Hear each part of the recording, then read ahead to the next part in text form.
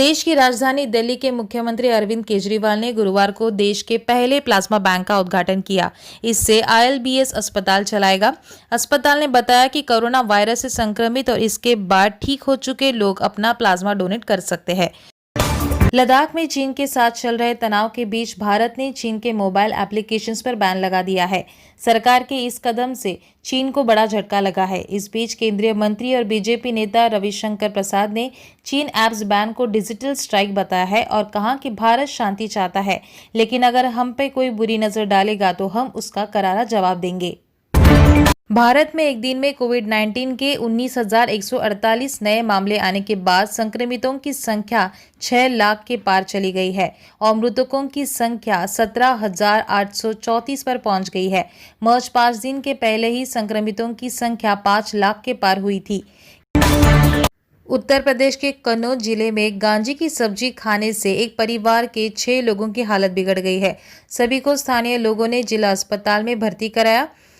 इस घटना पर समाजवादी पार्टी के राष्ट्रीय अध्यक्ष अखिलेश यादव ने ट्वीट किया है कि दरअसल घटना सदर कोतवाली क्षेत्र के मियागंज गांव की है, जहां एक सब्जी विक्रेता ने मेथी बताकर गांव के ही मनोज कुमार को गांजे की पंक्तियां दे दी। कोरोना महामारी के चलते पूरा देश लॉकडाउन है। इसकी वजह से रोज कमा के खाने वालों को काफी दिक्कत हो रही है।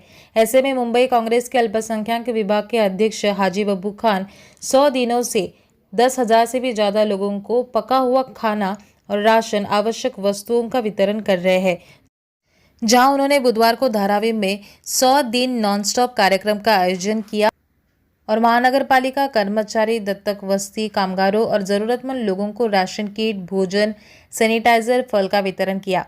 बब्बू खान ने कहा कि राष्ट्रीय अल्पसंख्यक विभाग के अध्यक्ष नदीप जावेद, महाराष्ट्र सरकार की शिक्षा मंत्री वर्षा गायकवाड़ और मुंबई अध्यक्ष एकनाथ गायकवाड़ के मार्गदर्शन में जनसेवा का काम जारी रहेगा।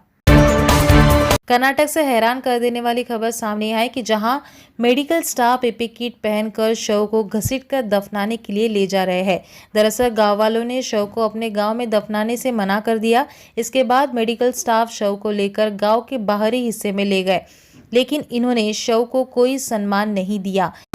कोरोना की दवा कोरोनी लॉन्च करने के बाद से ही विवादों में घिरे पतंजलि योग पीठ के संस्थापक और योग गुरु बाबा रामदेव के समर्थन में अब अखाड़ा परिषद उतर गया है। साधु संतों की सर्वोच्च संस्था कहे जाने वाले अखिल भारतीय अखाड़ा परिषद ने बाबा रामदेव के आयुर्वेद पर किए गए शोध को सही बताया है। कोरोना के चलते देश के सबसे मशहूर गणपति लालबाग राजा का इस साल आगमन नहीं होगा। जहां लालबाग राजा की मूर्ति स्थापित होती है, उसे कुछ ही दूर पर कंटेनमेंट इलाका है। 40 सालों में यह पहली बार है जब लालबाग के राजा विराजमान नहीं होंगे। सालों से चल रही इस परंपरा को खंडित करने का फैसला लेना आसान नहीं था। ऐसे में कमेटी के 1200 सदस्यों ने मीटिंग की और कोरोना के चलते जूम ऐप पर हुई यह मीटिंग करीब 3 घंटे तक चली। बैठक में सभी सदस्य एक बात पर एकमत थे कि देश ही देव है। लालबाग के राजा को ना विराजमान कर केएम अस्पताल के साथ मंडल मिलकर आयोजित करेगा प्लाज्मा डोनेशन कैंप। केएम अस्पताल और मंडल इस बार स्वास्थ्य उत्सव मनाएंगे। इस दौरान प्लाज्मा डोनेशन कैंप लगाएंगे। प्लाज्मा डोनर ने आने वाले व्यक्ति की स्क्रीनिंग की जाएगी और इसका डेटा तैयार किया जाएगा।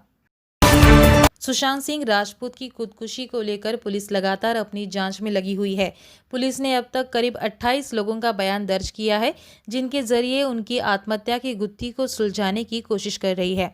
मुंबई पुलिस ने मशहूर निर्माता निर्देशक संजय लीला भंसाली से पूछताछ करेगी और उनका बयान दर्ज करेगी।